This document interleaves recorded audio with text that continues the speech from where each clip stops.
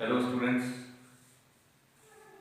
हम plus one class के अंदर मैथमेटिक्स में चैप्टर स्टार्ट करने जा रहे हैं। First chapter that is sets. Set होता क्या है? First of all, set is a well defined collection of objects.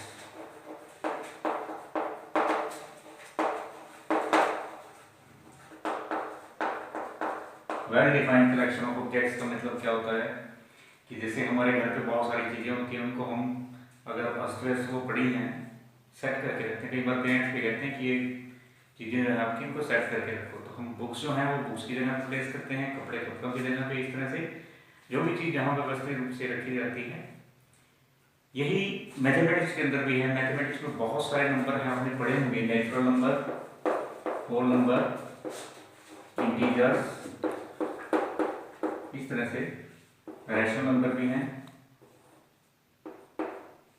Real हैं, कॉम्प्लेक्स हैं। तो नेचुरल में कौन सा सेट होता है? नेचुरल जो नेचर से मिला है, 1 2 3 4। डब्ल्यू में इंटीजर आ जाते हैं, जीरो आ जाती है, और नेचुरल नंबर तो आएंगे ही साथ, ये सभी साथ आ जाएंगे। इसके बाद इंटीजर आते हैं, इंटीजर में जीरो मिला करके आप -1 -2 -3 इस तरीके से 1 2 3 वगैरह लिख करके इंटीजर का सेट तैयार कर लेते। तो रैशनल में वो आते हैं जो पी बाई क्यू टाइप में आते हैं। P by Q type full definition होती है कि जहाँ पे Q is not equal to, ये भी जरूर लिखना है आपने, तभी वो कंप्लीट रैशनल का सेट बन पाएगा। इसके बाद रियल, रियल में सभी आते हैं जितने भी नेचुरल हैं, होल हैं, इंटीजर हैं, रैशनल, इरेशनल, वो सभी रियल का पार्ट होते हैं। इसके बाद कॉम्प्लेक्स नंबर। कॉम्प्लेक्स नंबर में आपके पास एक चैप्टर भी है, जो number a plus B iota type में लिखे जाए उनको कॉम्प्लेक्स नंबर कहते हैं। यहाँ पे i का मतलब क्या होता है? आयोटा एक नई टर्म आई है आपके पास, एक चैप्टर है इसका कॉम्प्लेक्स नंबर, उसमें हम इसके बारे में डिटेल में पढ़ेंगे। फिलहाल आपको इतनी जानकारी रखनी है कि i यहाँ पे इस तरह से लिखा जाता है, दैट इज आयोटा। इसमें ये वाला जो पार्ट है वो रियल है, और ये वाला जो पार्ट है वो इमेजिनरी है, इमेजिनरी। तो इस तरह से हमने अभी तक सेट्स की एक नॉर्मल जो सेट्स नंबर के बारे में हमें पता है पहले से, उन्हीं को डिस्कस किया है। सेट्स में कुछ एक बातें जो ध्यान रखने वाली हैं वो क्या है? नंबर फर्स्ट पे किसी भी सेट को कैपिटल लेटर से डिनोट किया जाता है। Set is denoted by capital alphabet.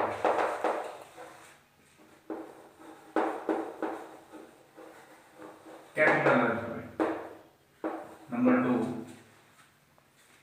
Set जो होते हैं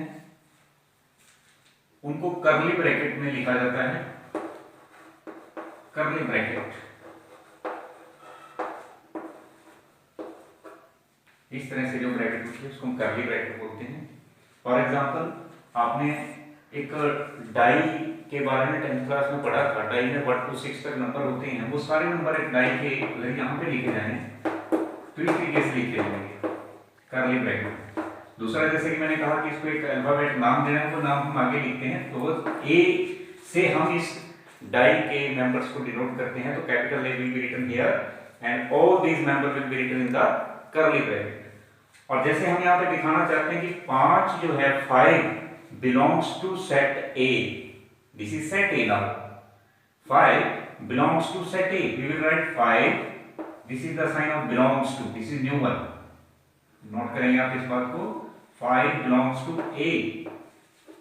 इस पेज पे लिखा गया है 7 है, 8 है, 9 है, वो इसमें नहीं है। अगर आप लिखना चाहते हैं कि 7 doesn't belong to A, तो ऐसे लिखा जाएगा। It means belongs to, and it means doesn't belongs to.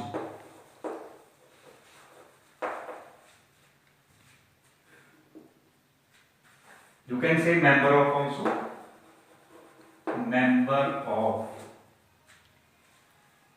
and this will be not a member.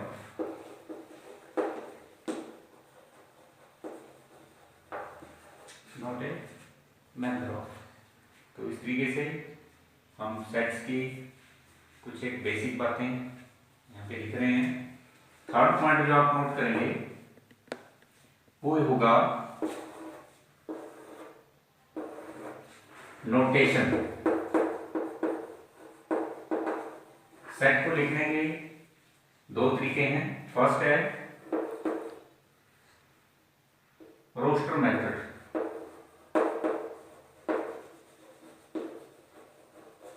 Second है सेट बिल्डर,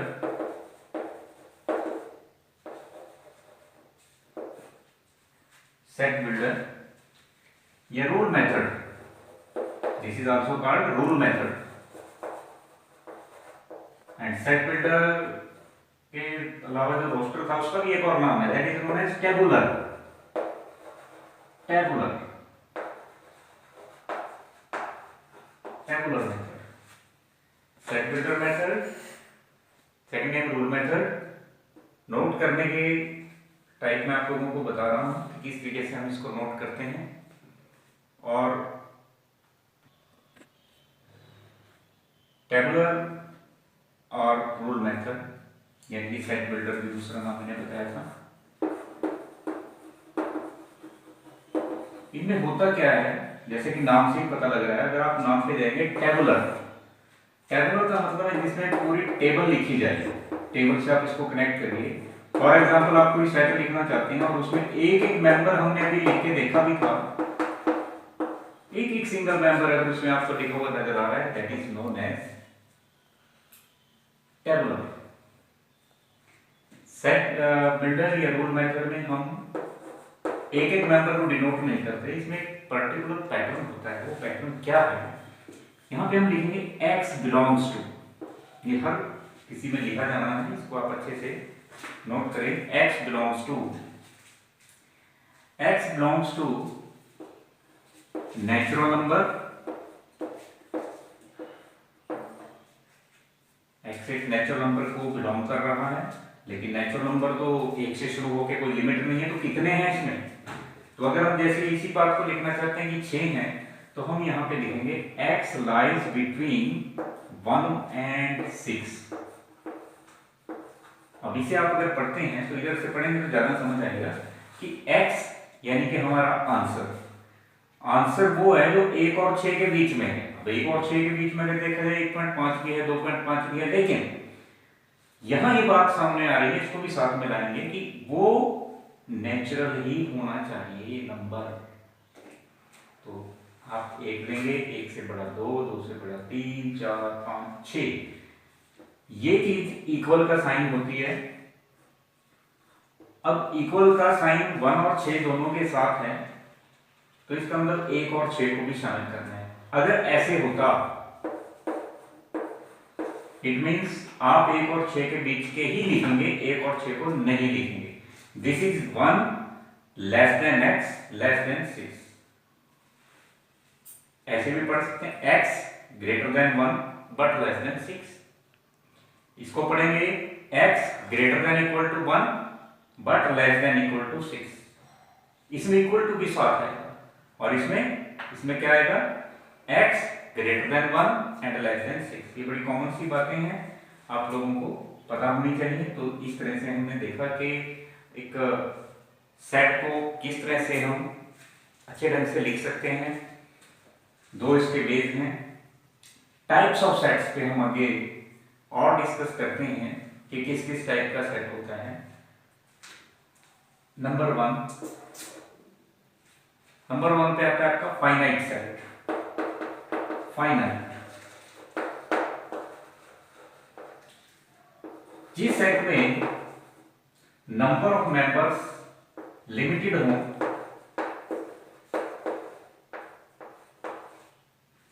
यानी जिस सेट के मेंबर काउंटेबल नहीं, काउंटेबल मेंबर्स जिसमें होंगे, वो आपका क्या सेट होगा, फाइनाइट सेट, एक लिमिटेड सेट। नंबर 2 टाइप्स में ये राइटिंग टाइप्स हैं, ये भी एक तरह से टाइप्स ही हैं, लेकिन इनको कैटेगराइज किया हुआ है कि किस कैटेगरी में किस तरह का सेट लिखा जाना है, वो आप देखिए। दूसरा है infinite set. Infinite set, infinite set में मान लीजिए एक सेट बी लिखते हैं जिसमें मैंने लिख दिया 2 4 6 8 एंड डैश डैश। ये जो डैश डैश डैश है इसका मतलब ये हुआ कि इसकी कोई लिमिट नहीं, और ये जरूरी नहीं कि ये फाइनाइट है इनफाइनाइट है, ये टेबलर में वाले ही बनते हैं, ये आप इसमें भी बना सकते हो। देखो इनफाइनाइट में अगर रूल मेथड से लिखूं यही वाला तो कैसे लिखेंगे, इसको लिखेंगे be a set in which x is member such that x is even number। Even number कौन से होते हैं, वो सबको पता है, जो 2 के मल्टीपल होती हैं। 2n, स्मॉल n डाल दिया मैंने यहाँ, और अब स्मॉल n को चेंज करते जाइए, जैसे 1 से शुरू करेंगे 2 1 जा 2, 2 2 जा 4, 3 2 जा 6, 4 2 जा 8, 5 2 जा 10, आपके पास ये पूरा सेट तैयार हो जाएगा। लेकिन इसकी क्योंकि कोई लिमिटेशन नहीं है तो हम यहाँ पे n बिलोंग्स टू नेचुरल लिखकर छोड़ देंगे, इसकी तरह बाउंडेड नहीं करना है, दिस इज बाउंडेड। इसकी लोअर लिमिट भी है अपर लिमिट भी है, तो ये बन गया 1 और 6 के बीच में, लेकिन ये अनबाउंडेड हो गया क्योंकि नेचुरल की कोई लिमिट नहीं होती, स्टार्टिंग है 1 से लेकिन एंड कहां तक जाना है वो नहीं है, तो उस हिसाब से नेचुरल के जो थ्रू हम इवन नंबर बनाएंगे उनकी भी कोई लिमिट नहीं है। तो ये एक सेट, यहां हम ये कह सकते हैं कि ये सेट भी और ये सेट भी दोनों इक्वल हैं।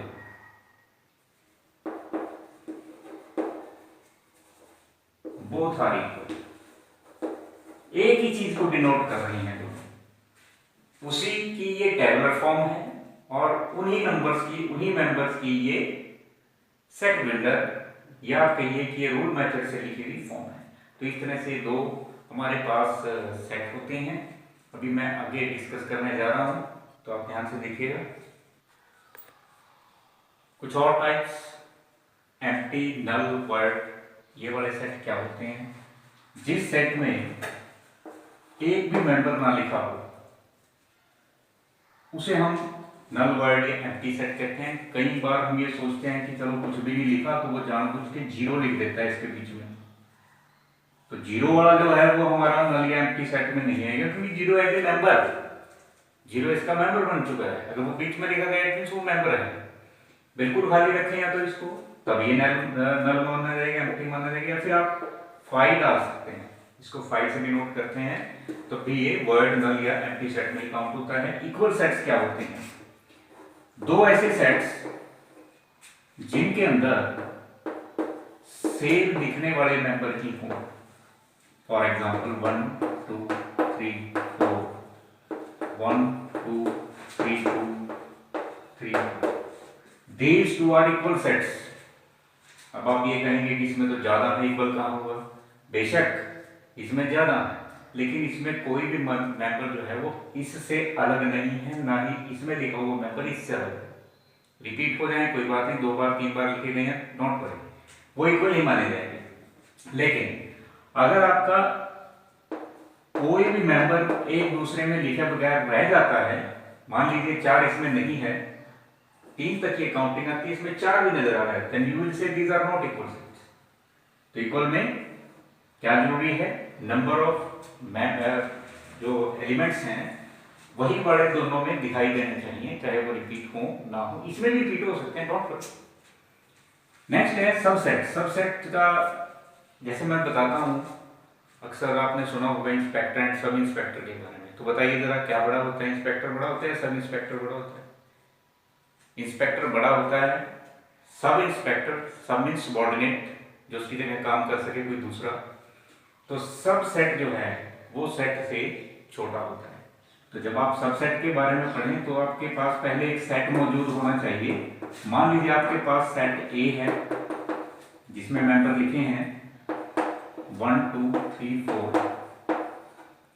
अब आप एक सेट बी बनाते हैं इन्हीं मेंबर्स को लेकर, चाहे आप इसमें एक लिखिए, एक और सेट आप बना सकते हो, दूसरा सेट है ये बी से अलग सी, इसमें आपने लिखा 2 3, आप डी बनाइए। डी में आपने लिखा है 1 2 3 4, चारों आ गए, चारों भी आ सकते हैं। तो हम ये कहेंगे कि जो बी है वो भी सबसेट है। This is the sign of subset. ये ध्यान रखें आप, ये साइन सबसेट को डिनोट करता है, ये इस साइन से अलग है। ये निशान और ये निशान दोनों अलग अलग समझे जाएं। यहां मैं ये बात बताना चाहता हूं कि जो आपका सेट बी है जिसमें एक ही लिखा हुआ एलिमेंट, वो इस ए सेट से बना हुआ है, तो बड़े वाला इधर रहेगा और छोटा इधर रहेगा, दोनों सेट लिखे जाएंगे। जब हम इस साइन की बात करते हैं तो एक एलिमेंट लिखा जाएगा, जिस एलिमेंट को भी आप डिनोट करना चाहते हैं, और ये बदलेंगे नहीं, एलिमेंट आगे रहेगा। फॉर एग्जांपल 3 आगे रहेगा, 3 is a member of A, 3 is a member of A. तो दोनों में मैंने यहाँ पे डिफरेंस भी आपको क्लियर कर दिया है, आपको ये बात अच्छे से क्लियर हो गई होगी। आप डी में भी यही लिखेंगे, D can be written as subset, इसमें आप ये भी डालेंगे साइन नीचे ऑफ ए, डी। और अगर कोई बच्चा इसको ऐसे लिखता है कि डी इज इक्वल टू ए, वो भी गलत नहीं होगा, क्योंकि सारे एलिमेंट कवर कर रहा है। D is also equal to A, and if you want to show D as a subset then you will write like that. तो ये चीजें आपको क्लियर होंगी। नेक्स्ट आता है, नेक्स्ट हमारा आता है डिफरेंस सेट। इसमें भी दो आपके पास अलग अलग सेट होने चाहिए। फॉर एग्जांपल मैं एक दूसरा एग्जांपल लेता हूं, ए और बी, मैंने दो सेट लिए। बी के अंदर मैंने एलिमेंट लिखे हैं सी डी ई और F. If you want to get difference of A and B, it is A minus B, and you can also get b minus a, both will be different। इसमें जो आने वाला answer होगा वो भी एक set होगा, ये ध्यान रहे। मैं दोनों चीजें साथ लेके चल रहा हूं, a माइनस बी भी और b माइनस ए भी। पहले a माइनस बी देखते हैं क्या होगा। a माइनस बी में b घट रहा है, b के मेंबर जो आपको यहाँ पे दिखाई दे रहे हैं और वो इसमें भी आते हैं, वो वाले 3 मेंबर आप हटा देंगे। सी डी ई ओ को हटाने के बाद आपके पास ए में जो बचते हैं, जो आगे लिखा उसी के बचे हुए लिखने हैं आपने, that is A and B. तो इस तरीके से आप a माइनस बी लिख सकते हो। अब आप b माइनस ए लिखना चाहते हैं तो b माइनस ए लिखने के लिए आपके पास b आगे है, तो आप b में से वो मेंबर हटा दीजिए जो आपको a में नजर आ रहे हैं। These are again C D E. b आगे है तो आंसर आपका b में से ही बनेगा। कर्ली ब्रैकेट में सिर्फ f लिखा जाएगा। तो मैंने दोनों तरह के एग्जांपल लेके आपको दिखाए, difference set a minus B and b minus A. Next आता है इक्विवेलेंट सेट। इक्विवेलेंट सेट में दो सेट्स होंगे दोबारा से, सपोज एक c है दूसरा d है। इसमें नंबर ऑफ मेंबर्स जो है उनका सेम होना जरूरी है। 5 मेंबर इसमें है, इसके बाद एक डी मैंने दूसरा सेट लिया जिसमें ए ई आई ओ यू, ये 5 मेंबर दोबारा से आ रहे हैं, डिफरेंट हैं हालांकि, बट नंबर ऑफ मेंबर्स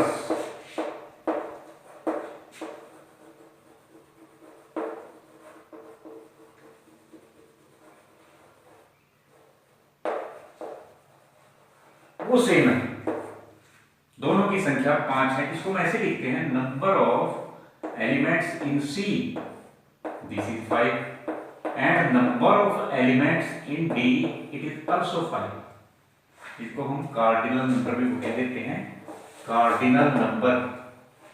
दोनों का कार्डिनल नंबर अगर सेम है तो वो इक्वल नहीं कहे जाएंगे, इक्विवेलेंट कहे जाएंगे। इक्वल और इक्विवेलेंट में कंफ्यूजन रहती है। इक्वल तब कहेंगे जब सेम दिखने वाले, सेम लुकिंग मेंबर्स हमें दोनों में, संख्या बराबर होनी जरूरी नहीं। तो ये एक टाइप हमने आगे पढ़ाई इसकी। अब हम थोड़ा और आगे इसमें चलते हैं। तो आगे देखिए, अब हम इंटरसेक्शन ऑफ सेट्स और यूनियन ऑफ सेट्स के बारे में जानेंगे कि ये क्या होते हैं। ये भी बहुत इंपॉर्टेंट टॉपिक हैं दोनों, इंटरसेक्शन और यूनियन। इनमें हमें क्या पता हो, एक हमें पता होना चाहिए सबसे पहले दो अलग अलग सेट्स के बारे में। कोई भी दो सेट्स आपको दिए जाएंगे तभी आप इंटरसेक्शन इसका निकाल सकते हो या यूनियन निकाल सकते हो। सपोज करिए इसमें भी आपके पास दो सेट होंगे, मैं दोनों को साथ लेके चलूं ताकि आपको डिफरेंस भी पता लगे, क्लियर हो जाएगा।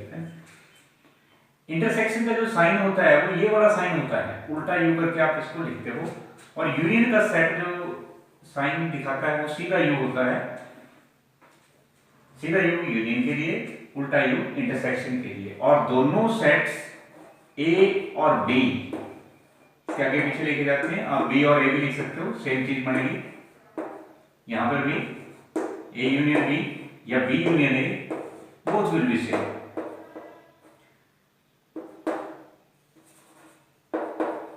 दोनों ही चीज को रिप्रेजेंट करें।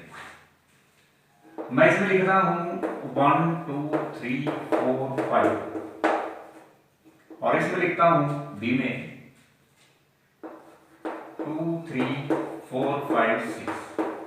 आपने काम सिर्फ इतना करना है, इसका मीनिंग जो होता है वो आपको पता होना चाहिए, दैट इज कॉमन। ये कॉमन को छांटेगा। आपने दोनों सेट्स जो दिए हैं उनमें उन मेंबर्स को आइडेंटिफाई कर लेना है जो दोनों में आपको नजर आ रहे हैं। These are 2 3 4 5 in this example, 2 3 4 5, ये आपका इंटरसेक्शन हो जाएगा। बी इंटरसेक्शन ए लिखते तब भी वही आते हैं, डिफरेंस में फर्क पड़ जाता है। आपको बताया था मैंने कि अगर डिफरेंस ए माइनस बी का लिखेंगे तो ए वाले मेंबर आंसर में आएंगे, बी माइनस ए लिखेंगे तो बी वाले मेंबर आंसर में आएंगे। सेट्स में, यूनियन ऑफ सेट्स में भी ए और बी दो set A B C D E और सी डी ई एफ जी। जब आप ए यूनियन बी लिखेंगे तो इसका मीनिंग होता है कॉमन, और उसके बाद रिमेनिंग जो दोनों में बच जाते हैं, बचे हुए। तो पहले कॉमन देखिए, सी डी ई दोनों में है, आप एक बार लिखेंगे सी डी ई। अब जो इसमें बच गए ए में, ए आगे है, ए में बचे हुए ए और बी लिखे कहीं भी जा सकते हैं, आगे पीछे भी लिख सकते हैं, कोई प्रॉब्लम नहीं है। और इसमें जो बचे जाते हैं एफ और जी, वो भी आप इसमें साथ लिखेंगे तो ये आपका यूनियन बन जाएगा। यानी दोनों सेट्स में आपने पहले कॉमन लिख देने हैं और फिर दोनों में बचे जो जाते हैं वो लिखने हैं। तो ये आपका बी यूनियन ए लिखेंगे, सेम एलिमेंट्स रहेंगे, A B C D E F G. इसके बाद एक और टाइप हमारे पास आती है जिसका यहाँ पे जिक्र होना इंपॉर्टेंट भी है, ये है ट्रांसपोज।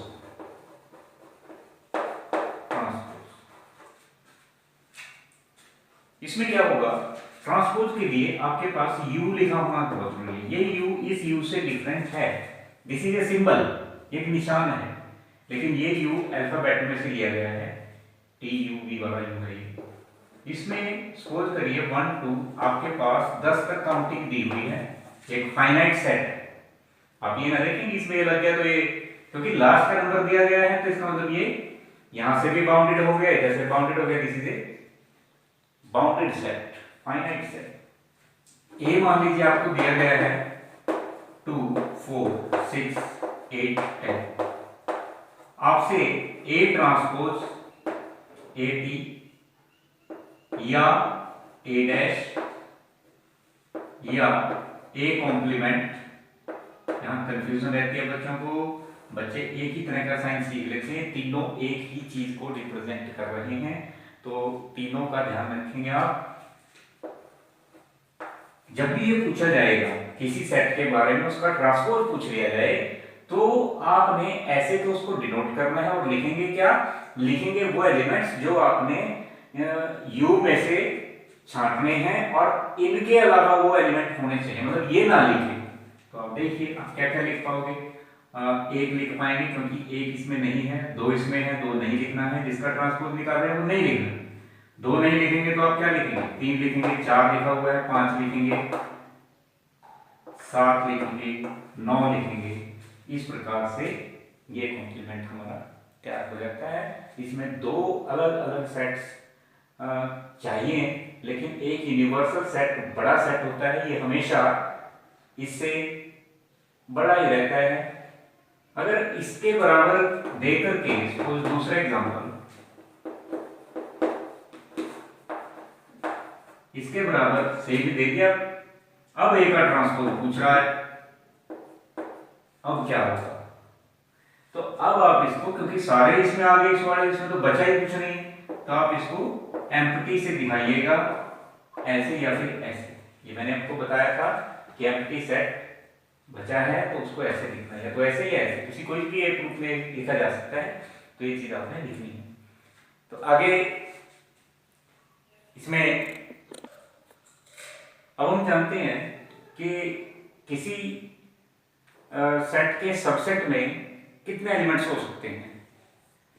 जैसे आप एक सेट लेते हो, ये 1 2 3 इसमें मेंबर हैं, तो अगर आप इसके नंबर ऑफ सबसेट्स जानना चाहते हो कि कितने सबसेट्स हैं, तो आपको 2 रेज़ टू पावर, ये जितने भी काउंट में पढ़े पावर कर देनी है, 8 आंसर आ जाएगा, यानी 8 सबसेट्स लिख सकते हैं इसको। अगर किसी दूसरे सेट में सपोज करिए 5 आपके मेंबर दिए हैं, कितने सबसेट्स बना सकते हो? 2 रेज़ टू 5 हो जाएगा 32। तो ये नंबर ऑफ सबसेट्स निकालने का एक मेथड है। अब सबसेट्स को 32 मैंने कह तो दिया, लेकिन इनको लिखेंगे कैसे? How will you right this? तो उसके लिए 8 है, मैं 8 वाला थोड़ा आपको करके दिखाता हूँ। सपोज करिए आप इसे सबसेट लिखना चाहते हैं, तो सबसे पहला सबसेट आपका होगा 5। 5 सबसेट हमेशा पाया जाता है किसी भी सेट के अंदर, ये मौजूद होता है क्योंकि खाली होता है। अगर आप कुछ नहीं भी लिख रहे हैं तो आप खाली बैठ तो छोड़े, 5 लिख दीजिए। दूसरा सिंगल एलिमेंट लिखिए सभी, 1 2 3। ये क्या लिखे जा रहे हैं? दीज आर सेट्स, और इसके क्या है? सबसेट्स। कितने होंगे वो मैंने बताया, 8 होंगे, 4 लिखे जा चुके हैं। अब आप 2 2 ले लीजिए, पेयर में लेना शुरू कर दीजिए। 1 2 हो गया पहला, उसके बाद 2 3 हो जाएगा, 1 3 हो जाएगा, और लास्ट आपका जो होगा वो 1 2 3, यानी खुद भी आ जाएगा कंप्लीट। इस सारे को अगर एक ब्रैकेट में लिखा जाए, कर्ली ब्रैकेट में लिखेंगे, तो हम कहेंगे कि these are subsets of this set and denoted by PA। PA मतलब पावर सेट ऑफ ए। तो पावर सेट लिखने का ये मेथड है, इसको आप इस तरीके से लिख सकते हैं।